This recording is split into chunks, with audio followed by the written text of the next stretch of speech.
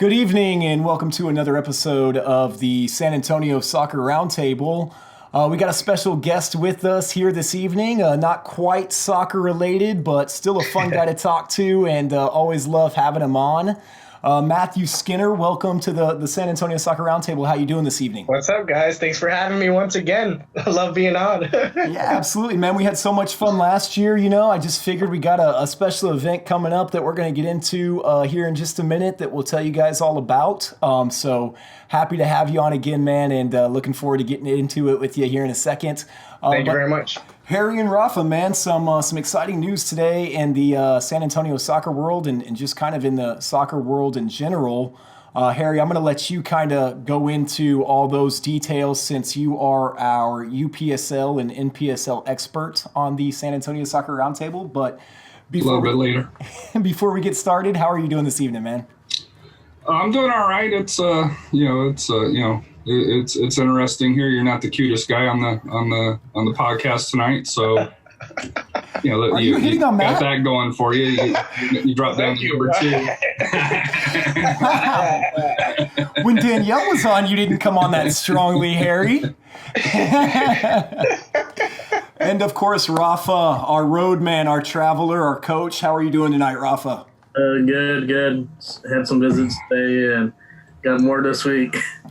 Yeah, I know you got a tough schedule up ahead, and we're going to miss having you on the show, so we'll definitely get into all your thoughts and give you plenty of time to make sure we get you in tonight because I know you had mentioned before we got started that we might be missing you here for the next couple weeks.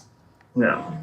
So it won't be the same without you, buddy, but obviously the show will continue. It's good to be back. I know we took last week off with the Mexico-Argentina game, so I guess before we get into the whole beard versus beans thing, we'll give one last condolences. I know you were at the match, Rafa. Tell us a little bit about that game, man, or lack thereof. It was a good game, but I think the referee had a lot of influence. Oh, come on the game. He actually did. I'm like right there front and center. That's USA's excuse. Oh, it's the referee when we play Mexico. You can't be doing the same thing. That's our line. No, but also I think the defense, they made both have mistakes. But I understand the two guys that were playing in the central mid, they're not going to be the actual starters because the actual starters are the ones that started in the game versus the USA. But I think he kind of realized, where he's at. And, he even said it himself, Mexico's not a tier 1 team like France and Argentina. They're not there yet. But he said he's working on that. And like I said, we saw some flashes, some good stuff, but it's still a work in progress. But I do expect them to see good things from them. And this should qualify for the World Cup. That should not be a problem. Yeah, we don't expect. Yeah, they're not the United States, man. You don't have to worry about that.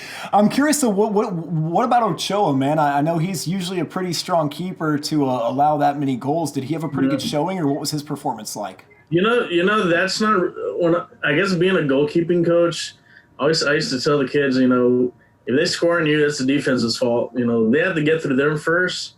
Unless you make a bonehead mistake, just kick it to somebody and they kick it back in the net. He did make some great saves because one of the second half, I got to see him right in front of me, not too maybe 10 feet of me. And I mean, he did some great plays. It was just his defense just made mistakes that he couldn't. Those are good shots. Those are really hard to.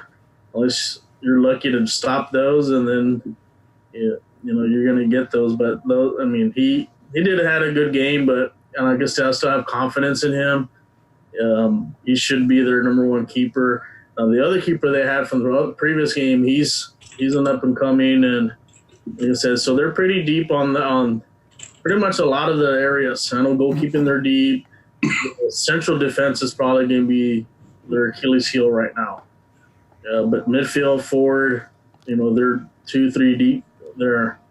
So I think Tata is going to have to figure out. Who's going to be their starting central defenders right before the World Cup starts because Rafa Marquez, he's already retired and there's really no one else. He'll come back. It'll be 6, right? 6 World Cups?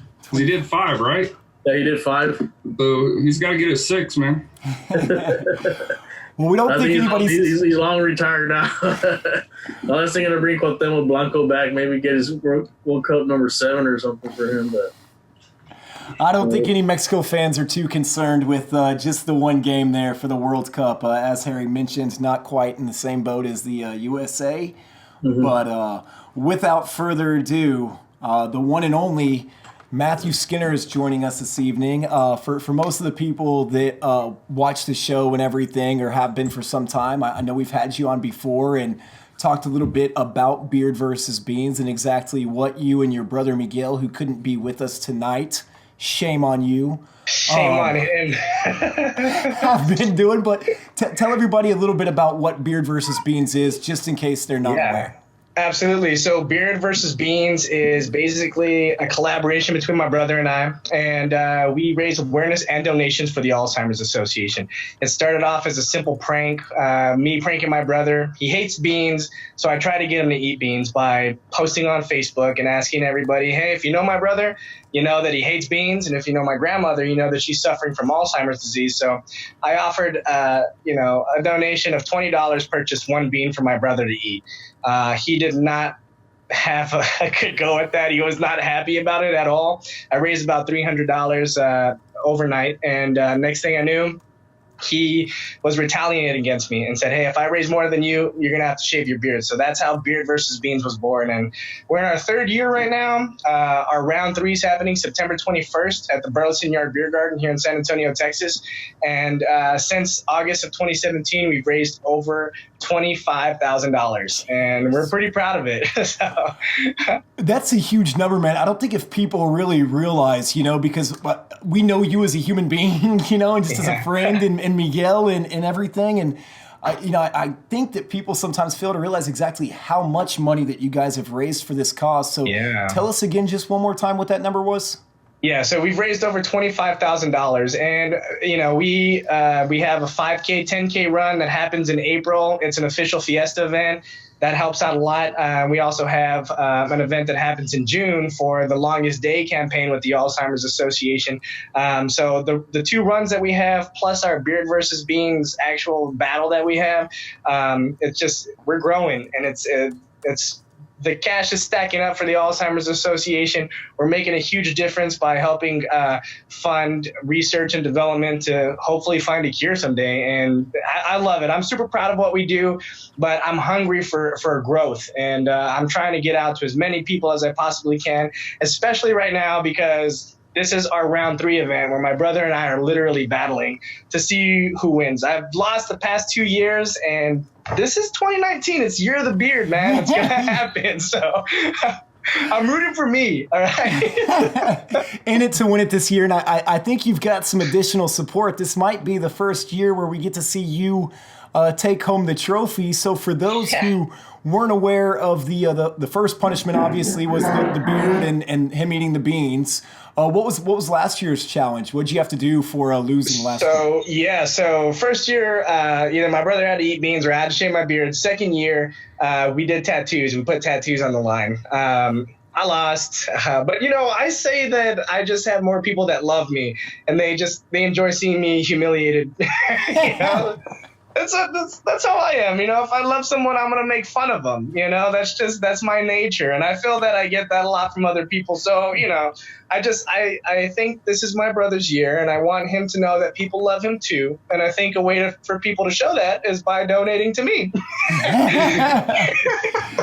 Because, the way I've been saying this year, we're doing embarrassing calendars, okay? So I'm saying, if you love my brother, I'm going to give you an entire year worth of my brother, And, he's really on the edge about it. He's like, oh, I'm not going to do anything ridiculous, and I'm not going to be showing any skin or, none of that. But I found ways around it, all right? There's nude-colored unitards that I can get for him. I'm still able to dress him as skimpy as possible and also, family-friendly. I got to think of that, too. But, just to kind of give you all an idea, this is a little something that I made of my brother. I photoshopped it, but I think that it goes without saying I've got better ideas to embarrass him on a calendar. He's got nothing planned. And at least not that I know of. He's really hush hush about it, but I think I've got a good plan going. So does that worry you that he's kind of holding back and waiting till the last minute? No, not at all. I've got the opportunity to market. Take what you can get when you can get it. I've got a head start on the jump, and so far, like I said, last I saw, I had raised $700 for this campaign, and I saw him at $615. But he's kind of in for it this year because I have a sponsor. I have an official sponsor, which is UPS, and they're bringing $1,300 to the table. And he's That's already where the behind. big money hits, right? Like I remember last year, Saturday night, as you mentioned, Burleson Yard Beard Garden, Beard versus Beans. That's where all the money's at the table. Right now, it's a tight race, but I seem to remember last year, like, he came out with a few grand like that night, and it was and that, like, you're right. We have our followers and the people that support us, and they're helping us out from the get-go, which is great because to me, people that donate to our Alzheimer's Association donation pages, once I see that stuff building up, and I think speaking for my brother as well, we get pumped about it. We see those funds coming in, and we know that it goes directly to the Alzheimer's Association first off, and I think we instantly just see the involvement of the community, and it really gets us pumped and trying to work harder to either get others to help us out with donation prizes or sponsorship and things like that. And I love it, but you're right, 100%. The cash flow really comes in at the actual event. We have donation prizes, we do raffles, 50-50 silent auctions kind of stuff. So I'm excited to see what we can pull out, this coming weekend. So I'm excited. I really am. I feel getting kind of like shaky, like not out of fear of losing, because I think I got it, but I'm excited. I'm really proud of what we do, and I like how we do it. So absolutely, it's a great time.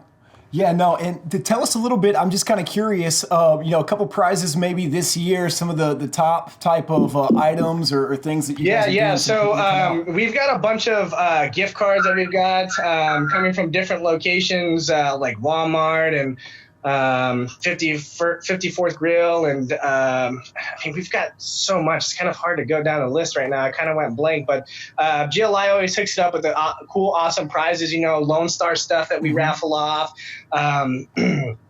And we've got a lot of help and support. Oh, we got the Aztec Theaters hooking us up with some tickets to Tesla, cool band, and we're trying to work out some other deals to kind of grow, our event with them throughout the year. So hopefully we can look for, some more tickets donated from the Aztec Theater.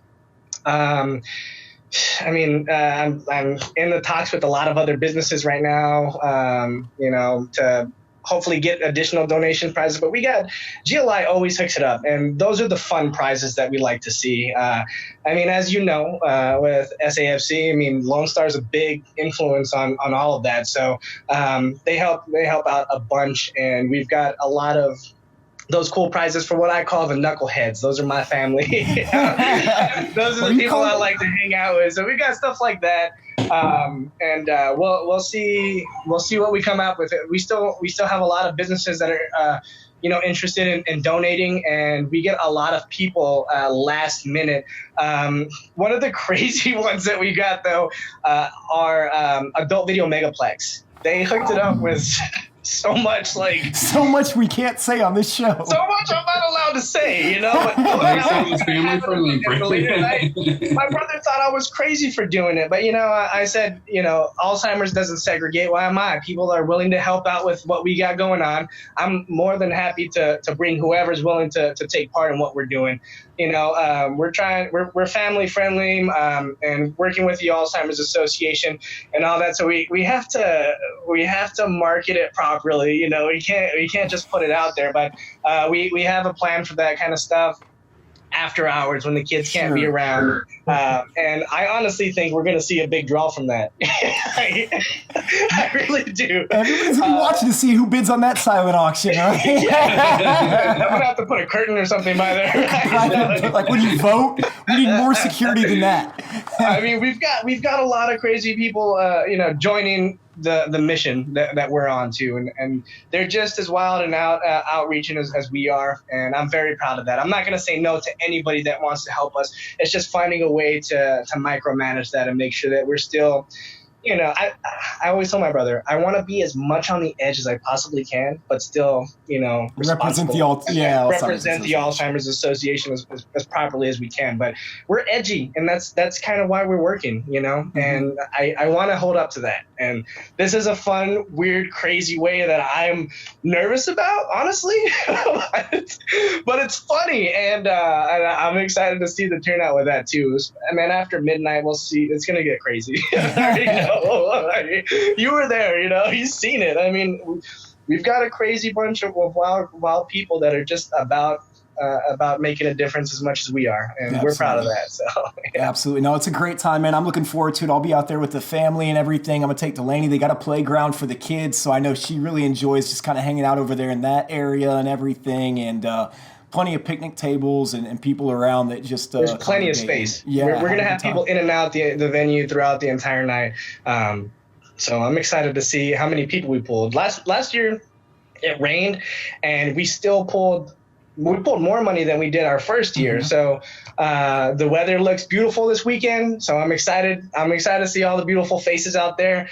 And I'm interested in seeing numbers. Those are important to a lot of the people that we reach out to for donation prizes or sponsorship, and it makes me proud seeing that. Absolutely. So do you know if there's any specials from Burleson Yard Beer Garden? We always have drink specials going on with them. Since Alzheimer's Association, their color's purple, we tend to do a purple drink. Last year we had Lone Star Red and Lone Star Blue as some specials that they had going on there, which was really cool because we kind of marketed it as red and blue make purple, So lots of drink specials. They got food out there already. We're gonna have raffle prizes. We're gonna have DJ Lee and El Gato mixing out there. So it's gonna be a fun time, man. I'm excited, and I hope all of y'all can make it out. I know we got Scott coming, but if y'all got a time to just come out and have a few drinks with us, we'd love to see y'all there. Absolutely, man. Looking forward to it. And one last question before we let you go and kind of get into the soccer news. I know you mentioned the race and some of the other events that you guys have outside of this being the big pinnacle event. What are your thoughts next year? Well, what do you have up your sleeve as far as some Skinner events that you want to host? Yeah, so my brother did, a paint with a twist kind of thing. And to be honest, I'd love to do some other events. I tried to look into something for October with a friend of mine. His name's Chad. He plays in a band called Nothing Lost, and they're a punk band. They got a punk music scene, and we tried to build a show in October. It was really short notice, so we pushed back. But I think I'm going to try to do a music event, probably at the Bang Bang Bar, and that's something I would definitely like to grow in the future. I would like to do a really heavily influenced music event with some really big bands somewhere down the line.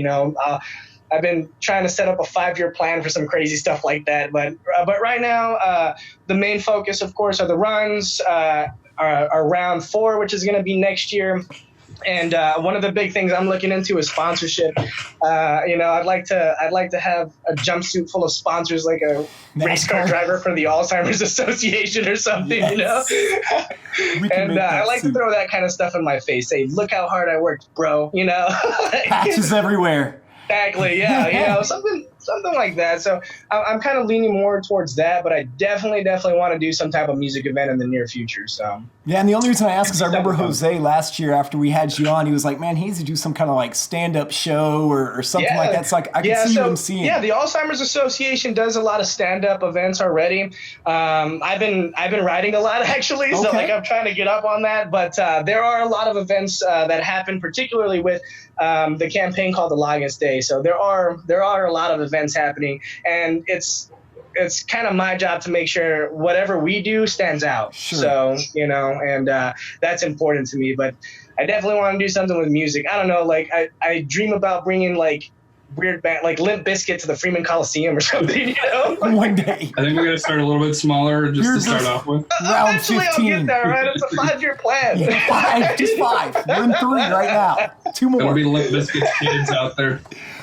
Well, I know we're looking. But yeah, it's growing, like I said, you know, and Harry's right, you know, little by little, and we've seen just what our hard work has pulled off. So I'm definitely positive of whatever else we choose to do, it's going to be a success. And we've learned from our other events, you know, especially like with our run that we did. It was an official fiesta event, and we tried to do an after party fiesta mixed with our run. But after people run, they're out. So the after party thing didn't work so well. So we learned the hard way. Mm-hmm. But you know, I love that kind of thing. Learning the hard way has been my life. So I'm using it to my. Are you trying like sympathy donations here? Is that what this has turned into now, Matt? Make a donation. You can go to beardversusbeans.com and you'll find our way to donate, you know, to Team Beard. Not don't worry about the other guy. I'm not even going to say his name. He's not here. Yeah, he's not here. I'm not even gonna say his name. I'm not gonna get confused. Like he's thrown in the towel. Yeah, already. You know what? It's funny. He was actually working on a sink, and he was kind of like reaching and stretching really crazy. And I took a picture of him. I said, "Look, you're already ready. You're posing already." You know? There's just no shame. I know. Like there's no safe moment with you two. No, and it's scary sometimes, but I love it. It works out. Well, we're looking forward to it, Matt. Thanks for coming on and telling us about some more of it today and everything. And we will see you there on Saturday at the Burleson Yard Beer Garden. Yeah, thanks for having me on, guys. I got to split, but I love it. If y'all need anything from us, please feel free to reach out. We're at your disposal. I mean, you've been such a huge help with us, Scott. And if there's anything we can do, please let us know. Oh, I appreciate it, man. Always glad to help. And like I said, I know it's all for a great cause. So we'll see you guys Saturday at Burleson Yard. Cool. All right, guys. Bye. Thank you. We'll see y'all.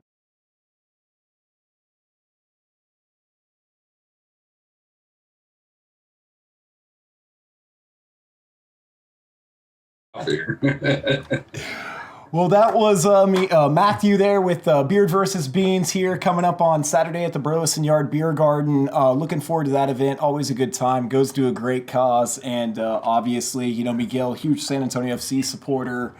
So it's nice to be able to give back from the soccer community to some of those worthy causes that a lot of the supporters for San Antonio FC also do, you know, they're on the side. So that was Beard versus Beans. Without further ado, now we will get into the soccer news here in San Antonio. I do have one announcement or one thing from the chat here. Sylvia would like to say hello, Rafa. I believe you are the first one that has a fan that is, watching the show. We've made it big. Thank you, Sylvia, for watching. But I saw that. I thought I had to throw that in there. You know, nobody's ever said hello, Harry, or hello, Scott. It's but. Just a shout out to the I-10 Ice House because that's what you did. Oh, there you go. Shout out to the I-10 Ice House. All right. Well, hello, Rafa. So yeah, some interesting news here started today, but I'm going to save the big news more towards the end. We're going to start out with the runners. Since the last time we were on, they played against the Corinthians, which Scott and I had the fortunate to be able to semi-announce, I think is what you'd call it. I think we did an all right job. Nobody's complained too much. So they started off the season winning 5-2. And because of that, Mikey Maldonado was named the UPSL Player of the Week, and he also won the banger of the week for the goal against SA Corinthians. So congratulations to him. The Corinthians have been off. They don't play until September 28th against Alamo City.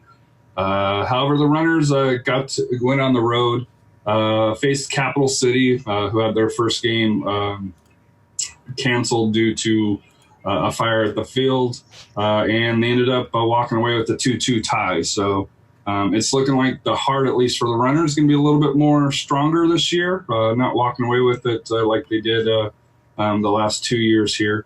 Alamo City also opened up here, and they're the ones that has the big news here of the week here. With number one, unfortunately, they lost the home opener to where did it go? To Coyotes FC 2-1, and of course they'll play Bell County on this Saturday at 4:00, or this Sunday, pardon me, at 4:00. 22nd, yeah, this Sunday at 4:00 here. One last thing on the runners, they have their Open Cup match against the Coyotes FC at 7:00 in Temple on September 21st. So if you did happen to want to go up to there, although I think we're all going to have plans with Beans versus Beards, because that's also on the same night. But they have their Open Cup match at 7. If you stayed the night up in the area, then you could also catch the counter against Bell County, because that's also in the same area. Although that would be a 4:00 kickoff there for that. But the big news for Alamo City is they're no longer going to be called Alamo City next year. They put an announcement out today here that they are going to be rebranding, I guess is the proper word. I mean, I don't know if it's more of a rebranding or just kind of joining, though. You know, I'd hate to say and discredit what it really is with just rebranding.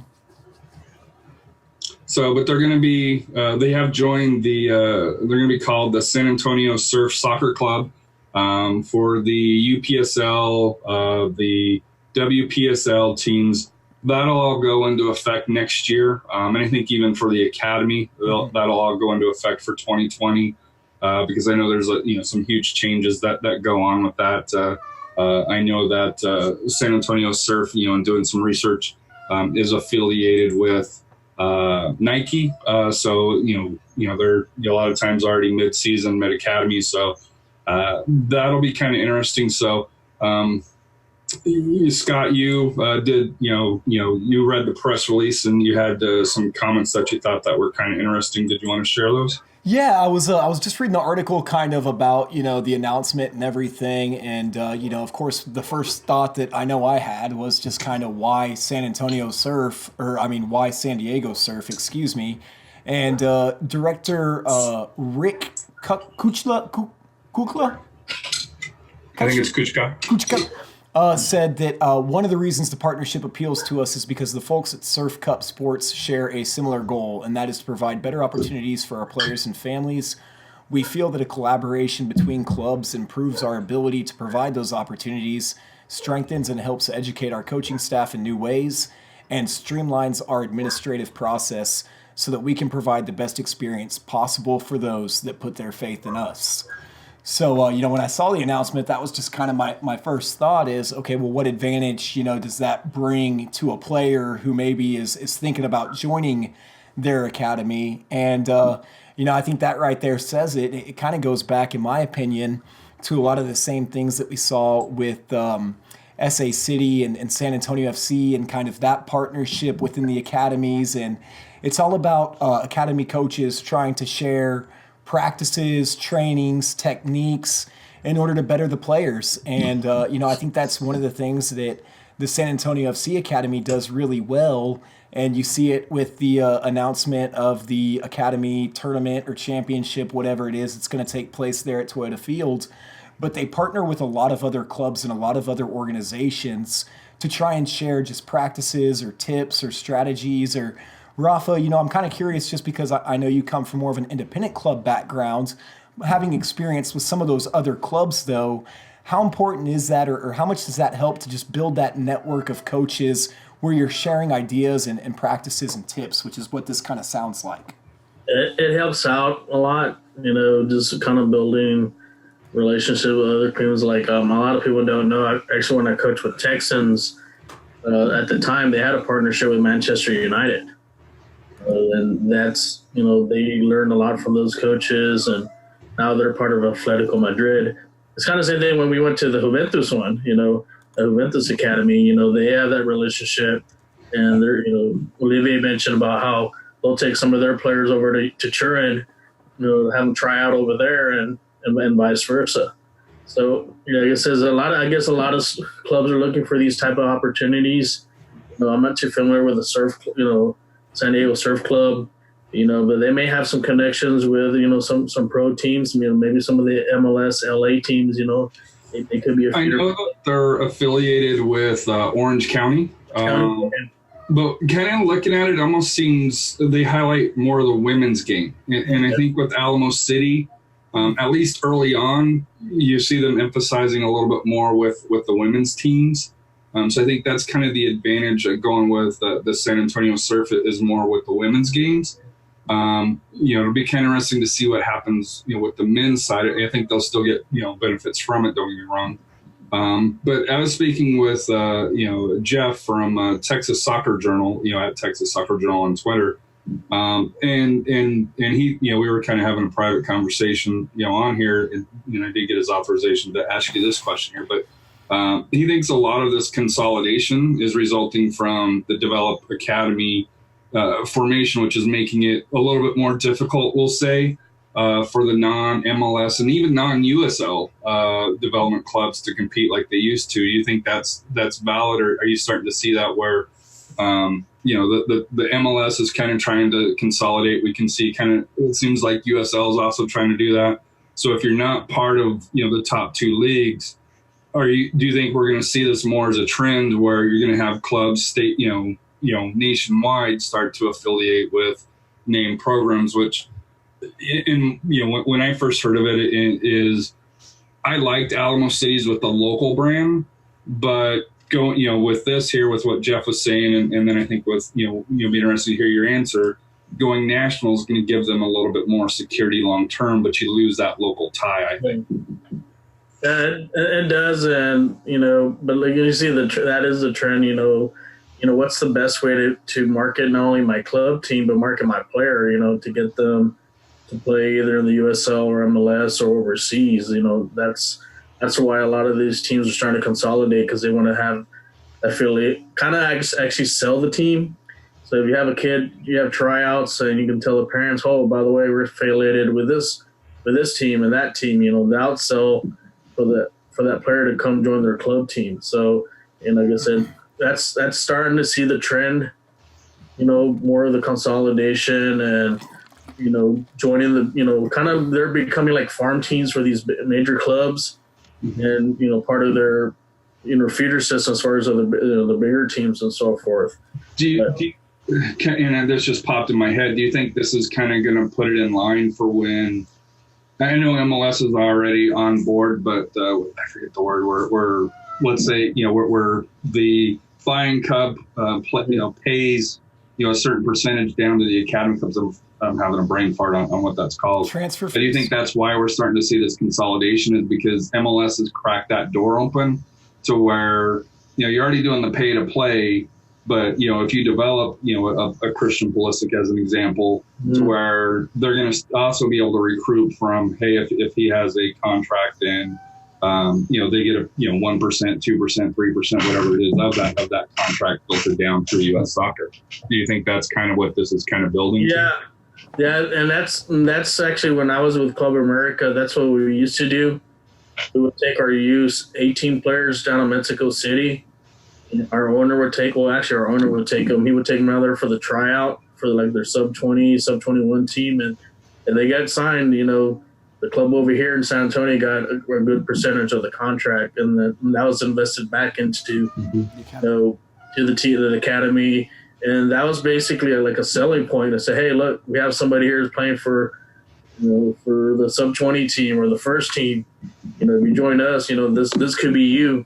So that's why, like I said, you're starting to see more and more teams consolidate, and also try to get into that pro academy. Since, like I said, SAFC's in pro academy, the younger teams, same thing with all of the MLS. I'm sure they're probably kind of developing the same way for the women's team. So maybe that's why Alamo City kind of did that, especially for like the women's soccer, kind of try to develop more into the pro academy. So hopefully maybe some of those girls end up playing with the U.S. national team, or in the women's pro leagues, either here in the U.S. or Mexico or in Europe. And I think that really comes down to the individual club, though, just because I know here at a local basis through talking to some of the different coaches and stuff like that, the SAFC Pro Academy is not set up that way, where if you raise and develop a kid for Alamo City and then he goes and plays for San Antonio FC and then San Antonio FC sells him, overseas, like for instance with Ethan Bryant, none of that goes back to that club there at Alamo City. It all goes back to San Antonio FC. So it doesn't right now, but that could be changing in the future. Because the US MLS has kind of opened that door where it's solidarity payments, I think is what it's called, where they're open to have that. Because and you're starting to see it, like FC Dallas has lost 2 or 3 top talents over to Germany. You're starting to see where they're investing the money into the players, and when they start to develop really well, they're getting the opportunity to go over to Germany once they reach 18. And then, the MLS academies, basically, there's nothing they can do to stop it. So I think that's where you're going to start to see where what'll be interesting to see, for me to see, is the relationship between MLS and USL. And especially down here where you got San Antonio, who has a top flight, academy already. Austin FC is building one there. Is if there's a local talent here, let's say Ethan Bryant, he does really well over there. Let's say he had stayed here. If he signs with Austin FC or along those lines here, to kind of see how that's gonna work. And I know a lot of that's going to be determined in the future, and you'll see. But I think that's I think kind of looking at this, I think that is the path that we may be on. It seems like that's the direction it's going. I know even just like with the Dallas Texans, for instance, the club that I played with, back in the late 90s, early 2000s, they started to spread out where you had the Houston Texans that were affiliated and the San Antonio Texans that were affiliated. And so it is, to your point, Harry, it definitely is going that direction where you have more of a regional type brand. And we have reached out to Rick, and like I said here, unfortunately, with the news this afternoon, I was working, Scott was working, and unfortunately, he had practice, so we weren't able to bring him on tonight. But that is something that we do hope to get, be able to, maybe a midweek show that maybe we can do off calendar to have him. And I'd like to see if we can maybe try to reach Mason before we also do that. So if schedules work out, there might be a bonus episode this week to kind of make up for last week here for that here, because I do want to kind of hear his side of it and what's. Because I'm assuming they did a little bit of due diligence to see what other programs and stuff are out there. Because I know Rush Soccer, in USL, also has that nationwide program as well. In where we know Rush Soccer from is Penn FC, where they used to be in USL up in Harrisburg. So it'll be interesting to kind of see how that goes, and I'm looking forward to having that discussion with Rick. When the schedules. Reach out here. So the other big news for lower leagues is NPSL. They announced, and I know we don't have a NPSL team right now. I have a feeling that may change with the new rules, but Jose's favorite Laredo Heat is part of it here. So exciting news for him. Basically, they're going to come out with a long season. They're going to start early March through April. We're going to take a break and then reconvene in August through October, November, which you'll have the playoffs and national championship game. In the break, though, however, you're going to have that traditional NPSL season like you have now with the college kids mainly. There'll be a separate schedule and standings for each one.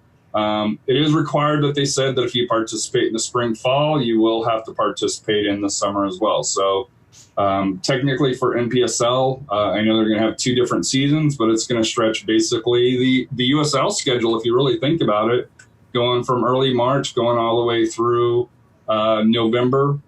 One thing that they did say is that, the spring and fall will have increased standards, with stadium staffing, budget, referees, that stuff here. However, the one interesting thing, and the one that I'm trying to get a little bit clarification to see how it will affect is players that complete in the spring and fall will be amateurs, we'll say, or unpaid professionals. Now, we both know teams like the Cosmos and Miami FC may not technically pay the players, but they find a way around it. So thoughts on that, Rafa and Scott, on NPSL? To me, I think this hurts actually 3 leagues. I think it hurts USL Championship and League One, so 4 leagues. It hurts USL being able to sign the standout players. I wonder how it affects UPSL, because it used to be their branding is that, hey, we play, spring and fall. You see Houston FC that plays both seasons, but they also have a USL League 2 team that also plays for that here. So how that would affect that. And then, of course, the UPSL, do we think any teams would be willing to step up? I know it's going to cost more, but now instead of just being a, quote, summer league or, it'll be a full season. So what kind of changes do you think this does for lower levels of U.S. soccer? I think it basically dries up a lot of the talent, It's going to be I think there's just too many leagues, amateur leagues, in my opinion. I think they need to stick to kind of what we have, like I said, after the USL Championship League and then they won. And, they should have a more organized pyramid, because it's just going to saturate all the talent. And we're going to have kind of games like we saw like 13-0, or they're going to be a bunch of forfeits because we can't field a team. It's just going to cause a lot of headaches, especially like with the college, especially when they depend on college players to play these seasons. And I know they play during the spring season. They have the college spring season. They have to set out for about a month or 2. But, I think they got to really think this. I think U.S. Soccer Federation needs to kind of step in and say, hey, let's organize something more better than this, because, it's just too many leagues. Well, you mentioned that there's a new league that's starting in the Midwest that's kind of going to be with the Gulf Plains League. Mm-hmm. I wonder how this also affects college. If you got a kid, I guess here would be the interesting part, is because NPSL draws a lot of college kids. Mm-hmm. For the summer. So does USL League 2. Pardon me? So does USL League 2, though. So, those college kids still have a right, league but USL is only keeping to that short window. Right. But to me, and like I said, here, we got to see how it works out. It just came out today. To me, like college, the thing that concerns me is where it's amateur unpaid, because you're looking at it, if you go to college and you're going to play both I don't think you can play spring, fall, and summer while you're on the college, right? You can. You can only play one. Well, Vic played in TCC and then played Corpus Christi FC in the summer. Right, but you wouldn't be able to play spring and fall, though. No, because they have a month that they do spring soccer. And honestly, for the college, I think they should play fall and spring. Year-round, right? That's year-round. I think that should be the ideal thing, for the college players, and then whatever the amateur players, they'll play in their own league. That way, it doesn't interfere with that. I know a lot of those teams probably depend on a lot of those players, but you saw it. I'm sorry, Rafa. It's just going to cause a lot of I can't make it to this game and that, and we're going to see a lot of that. And I think they really got to think about this and say, is this really worth it, or what is it really going to hurt? That's the main thing there. I think Scott's right. I think Rafa's right. The one that mentioned about the Fed. That's something with this. And I like the idea of the NPSL expanding, because that's something that I think most of us have all asked for. But the side effects of them expanding really if you really look at it, could have huge implications going all the way from the college game, really all the way up to, USL Championship, because I know we got Frank Tayu, when he was playing in PCL, once his season ended, he came over, came and signed with us through there. And I think we've had a couple of them. Didn't Connor Presley also come from, he signed late in the year after, I think, playing NPSL as well. What about Ali Alberto Hassan was an NPSL product too, right? Or did he go after USL? Ali Alberto? Yeah, I'm not sure. So he's an so it's also, to me that just I like the idea, but it is the Fed. So, any other questions on the lower leagues? Anything else that we didn't touch base on that you wanted to do before we switch over to San Antonio FC and the huge roster they have? I did just want to mention too, kind of to your point about the NPSL, Texas Soccer Journal, made a comment on there that I think still kind of rings true for some of those clubs, like you talk about differentiating between the UPSL or the NPSL. You mentioned the higher cost kind of associated with it, but a lot of it too is part of the travel and everything, So I think some of those same teams, that weren't able to participate in the NPSL for some of those reasons before are probably going to have some of those same reasons, even though they extended into a longer season, as to why they prefer competing in the UPSL over the NPSL. But I agree with you, Rafa. Until they start to organize some of this lower league stuff and get some type of tier system in place, it just creates more confusion. And I mean, I guess it's good for the game because, like you say, it drives up competition, but it's almost bad for the game too, in a sense, from the outside looking in, because when you're trying to bring more people into the sport and things like that, it starts to get real. Like, I know even my football friends, they think USL, there's better soccer in San Antonio on a Saturday night on the south side than what you're going to see in the USL. So a lot of people, I think, from the outside looking in, don't realize the quality of play in lower league soccer and immediately start to associate USL with NPSL with UPSL and like it's all the same when really it's not. But I think that goes back to the poor history that US has had with lower leagues and the not having stability, where you'd have a league here for 1 or 2 years, it'll go away, a new league pops up, and you at least with USL, you've kind of, they've established a little bit of stability. MLS, love them or hate them, they've established a little bit of stability, although you kind of wonder how it's built. No. NPSL has good history, with it. UPSL starting to develop, although, there's a lot of rough edges right now, as we've seen with UPSL locally and even nationally, but there's a lot of great success stories with it. For every 1 or 2 bad stories, there's 10 or 11 great stories. Absolutely. So, it's and that goes for all levels. But the problem is, and this is just how we are as a society right now. The negative stories dominate the positive stories. So. Yep. And I will say, too, just one more on the lower league. I was going to see about trying to get the, I know you mentioned the Runners and the Corinthians. I think that's going to be streamed on My Cujo. So we'll see if we can't get that. My Coyotes? Yeah, exactly, for the Open Cup match for the Runners. Yes, so we'll see if we can't get that going at the Beard versus Beans event. I know we've done some San Antonio FC watch parties there during that event before. They're obviously playing on Friday, so we'll see if we can't get that streamed out there at Beard versus Beans. And if you are heading up on Saturday, I know at noon, Central Texas is playing Cowboy Celtic at noon. I'm sure if you follow them, they're having theirs there. So if you wanted to stop in the Austin area, watch that Open Cup, because I think those two will probably end up playing each other.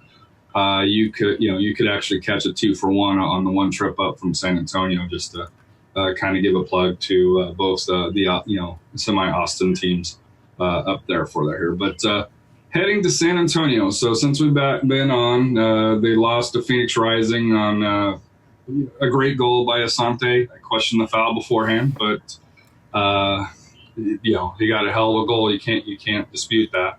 And for the first time ever, there was a winner between Oklahoma City and San Antonio. In regulation, I know Oklahoma City won the PK, but technically it's still a tie. Mm-hmm. But 3-1. I think the big takeaways from both of those is I think they played well in both. Against Rising, I thought they were the better team. They just couldn't finish their chances. And against Oklahoma City, they kind of took it to it, but there is some subplots to that. Absolutely. Lots of subplots to get into with that one. I think most of us are probably ready to forget the Phoenix Rising match and move ahead into the playoff hopeful scenario and everything. So let's just jump right into that game versus OKC. Obviously missing a couple key elements due to yellow card accumulations. Mo Hernandez and Barmby. And Jack Barmby both had to sit due to those. So I guess it's good to get that out of the way now, potentially, so that you're not having to worry about it when you need them later on. Maybe that was a Powell decision. I think it goes, 5 to 7, right? So they could get in trouble real quick if they don't clean it up a little bit. So. Yeah. Absolutely. So that kind of caused for some interesting lineup changes, though, that we saw announced in the 18. Rafa, you want to share with us? You actually had some predictions before the game in the group chat, man. So why don't you tell us about the... Yeah, when they posted who was injured and who was out, I was like looking and like Moises is out, Barmby's out, like, oh, crap. And then we lost Billy, was let go, like, what's going to happen here? And then... But yeah, we didn't touch base on that either. Yeah, and I'm like, what's going to happen here? And Lang's still out. Jameson's still out. So who are they going to bring up? So they bring up old reliable Rafa Castillo. And then they bring Ryan in from retirement. I'm like, what the heck? But, hey, And they still didn't fill the full team. Yes, yeah, we still had six subs. I'm like, this is going to be interesting. But then we saw Oklahoma City with the 3 subs. Like, hey, we might have 4 subs. We might be okay. We'll be okay. So, but I just got to give it to Rafa. He was just lights out. That I don't know how he didn't make the play, team of the week, but he was on a mission. I think he proved himself that he needed to be back on the team. And you can only imagine if he had played a lot of those games, especially the important games, maybe it would have been a big difference on a couple, maybe.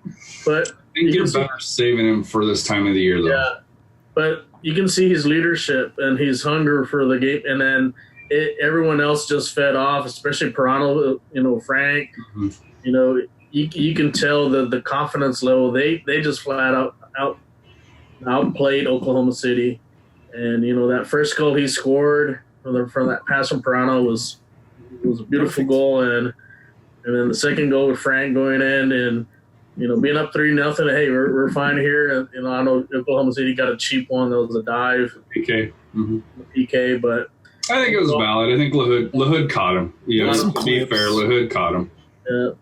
But, overall, you can see the team played really well. Tony looked good, for the new signing. Mm-hmm. He had some really good shots. Mm-hmm. And I think he was a good pickup. And so hopefully maybe we'll see him with Frank out there. I think that's what they really need to do is put him, see what he does with Frank. What against LA? That we need every single goal, every single firepower up front to get some goals in. Well, speaking of firepower up front, I think one person that we haven't seen that everybody's kind of been wondering, and I know we still want to get into more of the match, but Harry, you said it before the show started. Where is Ever Guzman? He's on the 18, but he's not playing. And I think a lot of people are baffled by that. I mean, when they first signed, I just drew a blank. Excuse me. Frank Lopez. No, the forward that we just signed from Tony Taylor. Tony Taylor. Thank you. I had Taylor. I could not think of his first name to save my life. But when we first signed Tony Taylor, that's kind of where I was thinking that more of an offensive mid, because with Guzman and with Jameson and with Lopez, and you feel like we're pretty stacked up top, but for whatever reason, we haven't really seen anything of Ever here lately. Do you think that trend kind of continues, Harry? Or, I mean, what are your thoughts around potentially... I think it has to, right? If you're not bringing him... And to be fair, when they brought in Tony, they were up, I think, 3-0. Sure. Yeah, they were up 3-0 because he came in the 76 and they got their PK in the 77. So they were in a comfortable lead. So if you were going to bring him on, that was the time to probably get him some minutes. Absolutely. Just to be fair, looking at the time of the game and the situation. But it is kind of odd that we don't see Guzman. However, this week, I guess this week, next week, if you look at it, they play Los Dos on Friday at, I think it's 9:30 or 9 o'clock. 9:30. Texas time. Wednesday they play at Tulsa, which is on a 4-game unbeaten streak, 2 wins, 2 ties. And then they come home and play Fresno, which is second, third in the league. Right now they're third, but they've been second most of the year. So for having a short bench, with injuries and you're getting a couple of people back, which will help. But, like I said here, you're going to need all hands on deck, I think, for these 3 matches, in this, 8-day period that's going to be happening. So, and with 2 of them on the road. So it'll be interesting here, with Los Dos, before I hear, I think they're 8th or 7th or 8th in standings right now. They're ahead of us. So it's, like the Oklahoma City, if you can get, to me, if you can get 4 points from this road trip between Tulsa and Los Dos, I think you set yourself up well, assuming that you can handle your business at home. With the draw against Fresno? However, if you don't, you go back below the line, which is not a good thing. So I think we need to get the 6 points. Because Fresno's going to be tough back home. I mean, do you expect to get 5? Is that kind of what you're hoping for from these 3 games? No, I expect to get 8. I think for the road, I think you need to come away with, or I think you need to come away with at least 4 points. So seven on the way back. I think that how Fresno's playing, because they're starting to dip a little bit, and how San Antonio plays at home, I'm thinking, pending injuries and cards and stuff, I'm thinking they get the 3 points against Fresno. But against Los Dos and to me, more importantly, Tulsa, which is third at the bottom on the on the fixture. Galaxy's ahead of us by 2 points with the negative goal difference. They've got 2 draws and we've got 2 more losses. That's the only difference. And we're a +6 goal difference. They're a -7. So I think if you can get on them, you can do it. Tulsa, despite the recent success, although as we saw with Tacoma, that doesn't necessarily equate with San Antonio on the road.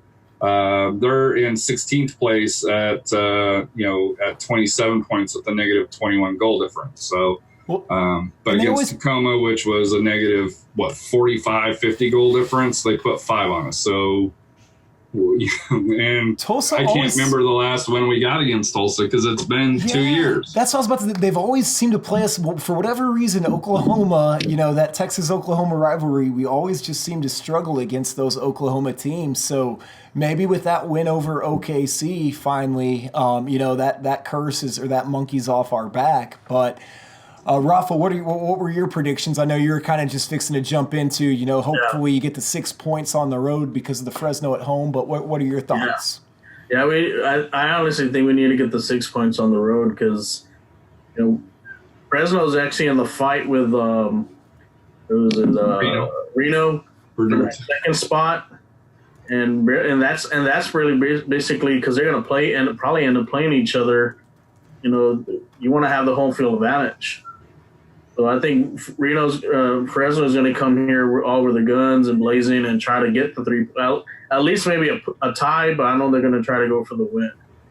So I think it's important to get the 3 points against LA and Tulsa. That way, just in case we end up with a tie with Fresno, it doesn't hurt us much. But like I say, that's 7 points there, and that'll get us kind of in the mix of things and hopefully to contend for that 4th spot. Because that 4th spot's attainable. It's not that far. We're not far away from that 4th spot.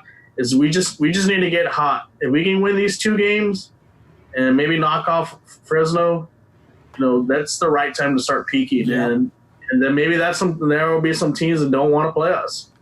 And it's also trying to host at least one playoff game here. We definitely need to. If we're gonna go, I guess in the second round of the playoffs, we have to host at least one game to have a chance. And you talk about that number 4 spot, which is where Sacramento, I believe, currently sits. Yes. And just kind of looking at their upcoming schedule, they play a lot of those middle of the table teams and bottom of the table teams with OKC, El Paso, Los Dos, Tulsa. I don't think we're catching the 4th. And the reason possible. I say that is because you get the 2 road here. You come home, play Fresno, but then you go back out on the road for 2 against Las Vegas, which, you just never know what you're going to get with the Lights. And then you get play Timbers too, which they're a 2 team. They're struggling right now. But they were a solid team, but I think they fell back from the pack. But and then you get the Colorado Springs at home, which I think they'll take care of pretty easy. But you don't want to leave it to that last match. But those are all bottom of the table teams. I mean, outside of Fresno, Las Vegas Lights, Tulsa, Colorado. I mean, and that's you why say that, but Las Vegas. Yeah, Sacramento struggled with RGV. Las Vegas and Portland are at 35 points. Mm-hmm. We're at 37. Well, I know we're slightly, but you can say the same thing kind of above us. We're at 37 and Real Monarchs are at 40. Right, but I think when you're looking at and the problem with having this discussion is you go back to the Tacoma. You just don't know which San Antonio team is going to show up. Yeah. That's the problem with this discussion. Right. And but just to give it it is still a relative possibility if San Antonio it's an outside can play positive, well. yeah. And especially I have more confidence on us, and I know this is going to sound crazy. I have more confidence on us making the playoffs than Austin Bowl does. Because Austin Bowl has one more home game left, and then they play the next 4 on the road. They lost their last 2 at home, and to me, I think that's one of the huge factors that I think you're going to see the Bold fall down the table here. Just I think that old age that they're carrying, all the vets, those legs are starting to wore out, and I think you're going to see them nosedive down the standings. I think Los Dos, has a very challenge because I was looking at the schedules here. Mm-hmm. El Paso's got pretty much the kiss of death. Yeah, they got one more home game with Colorado, and then they have Sacramento, Fresno, and Reno back to back on the road. And I think that's where if we can get these 7 points, Harry, like you say, I think that really could put us in a position to have that first home game. Now I get where you're coming from. That's just hard to say. But the team that we're not talking about though is New Mexico. They play Reno this week, which at home you figure if they can get a point from it. Mm-hmm. They play Phoenix. You say they get a loss. Then they play RGV at home at Tulsa, Tacoma, and Vegas. Those are all winnable games right there. They're already 3 points ahead of us. Yeah, 16. That is, and I know that they're 3 points ahead, and you never know how this is going to work out. Don't get me wrong, but after Reno and Rising, they should be. They've got three or 4 at home, and the one away is at Tulsa. Yeah. So to me, when I went through, because I was kind of looking at this at work here. I figure, having them lose at Rising, which, truth be told, they beat Rising this year, or they've tied Rising and beat them in Open Cup in penalties. So they played Rising. So even that loss, I wouldn't say, but, if you're just looking on paper, Rising is what, 20-0, and that'll be another discussion that we have here. It might be final thoughts discussion, just with how long we're going. But to me, that's why I say for us to get to the top spot, you would almost have to win out. Yeah. And get help just because with New Mexico's schedule, with it being at home and who they play, it's going to be tough to make up those 3 points with all the wins that they have. Gotcha. Well, if we win these 2 games and then New Mexico loses 2 games, that's -6 on them. That's +6 on us. So and that that's how you finish the season from that point. Help us out a bit because, we'll have it kind of close to an easy schedule towards the end, so they are. So, hopefully, light the candles, play the voodoo doll on New Mexico. Go Phoenix, go Fresno. Fresno, go Phoenix, even go Toros, maybe Toros put an end too. Yeah, stop talking trash down in the valley, last Harry. week with Sacramento and yeah, they're not going to help us out if you keep bashing them on social media there, Harry. Fuck it, dude. It's RGV, dude. It's RGV in Austin, dude. You saw the. I love this. There was a picture, but somebody took of the Austin coach with his head in his hand. Was like, man, he already knows the slide's coming. So, Three Birds podcast. Love you guys. Down the Valley. Love you guys. But enjoy the non-playoffs. We're ready for it. We're all about it here in San Antonio, the way our season started, right? Well, Harry, to your point, man, upcoming match this week for San Antonio FC. I guess if we want to go ahead and just kind of get into that and get into our final thoughts and wrap up the show. I think we're trying to see if we can get together a watch party. If we can, we'll send news out for that here. But with playing Los Dos, I didn't see when the Galaxy played to see if we're going to get any. I don't think we'll get Zlatan playing. Well, didn't they send down like 7 players in their last match though? Was that Houston? Oh, that was Salt Lake. Or that was Salt Lake. That was MLS on MLS crime. Salt Lake versus Timbers 2, where Salt Lake brought down 7 players. So I thought that was interesting. They wanted that one, didn't they? When did the Galaxy play? So the Galaxy play at home on Saturday. So odds are you're probably not going to see a whole bunch of movement players dropping down, and they play against Montreal. So, and especially they're in a fight for a playoff spot too, because they're like neck and neck. So I don't think they're probably going to drop any of their players unless they're for sure out. They'll drop their players. So it sounds like it'll be a pretty. But Los Dos has shown that they're and we've never won. We've never lost in LA, but we've never won either. So another one.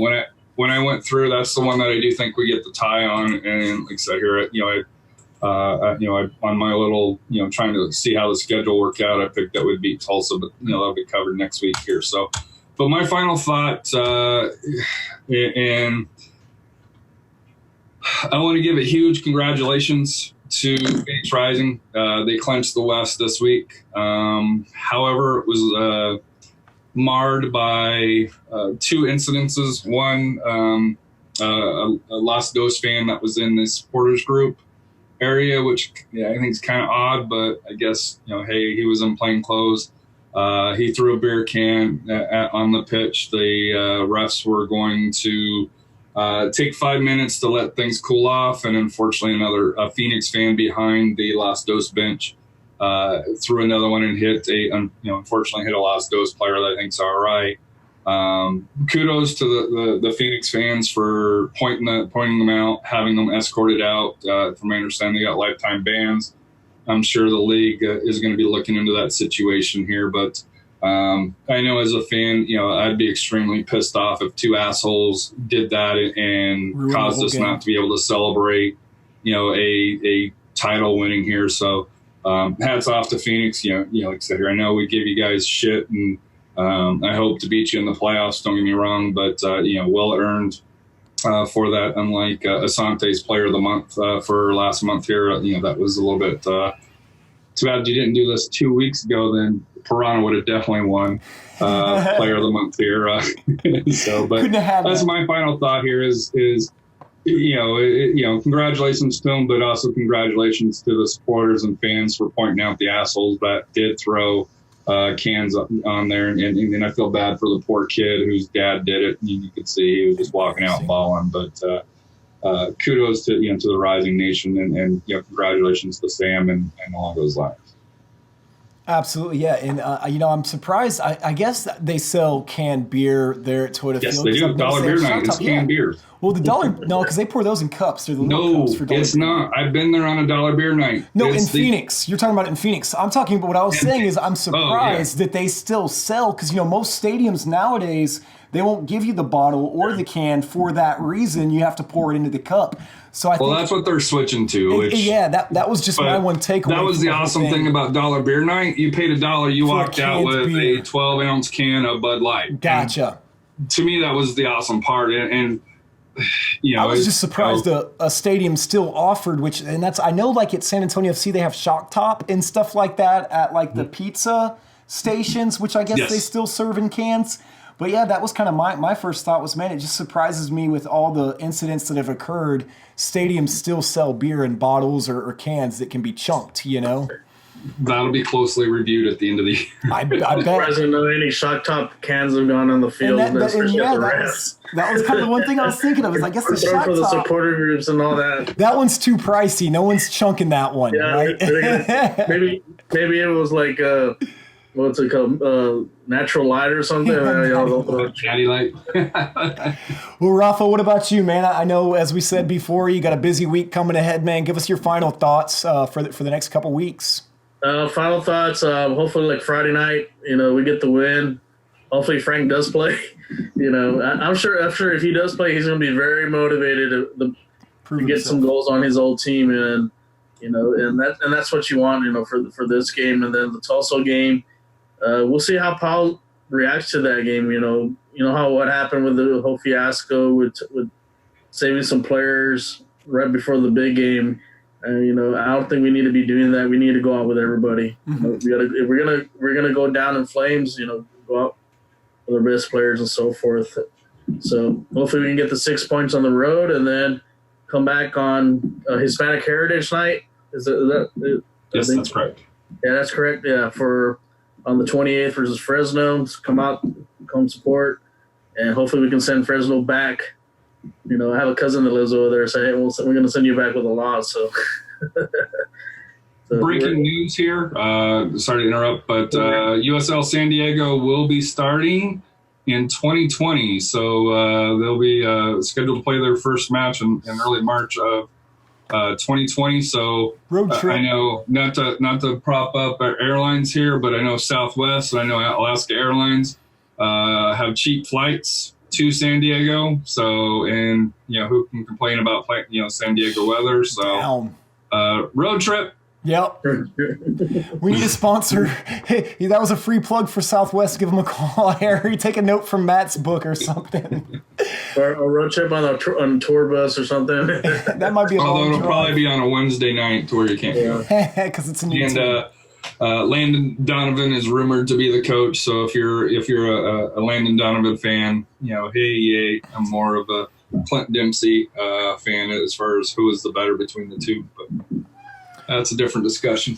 Well, as you guys mentioned, there should be a watch party here on Friday for the San Antonio FC game at a venue. It's just kind of place and time's determined, but place is still up in the air a little bit. So we'll be sure to announce that whenever we know exactly where.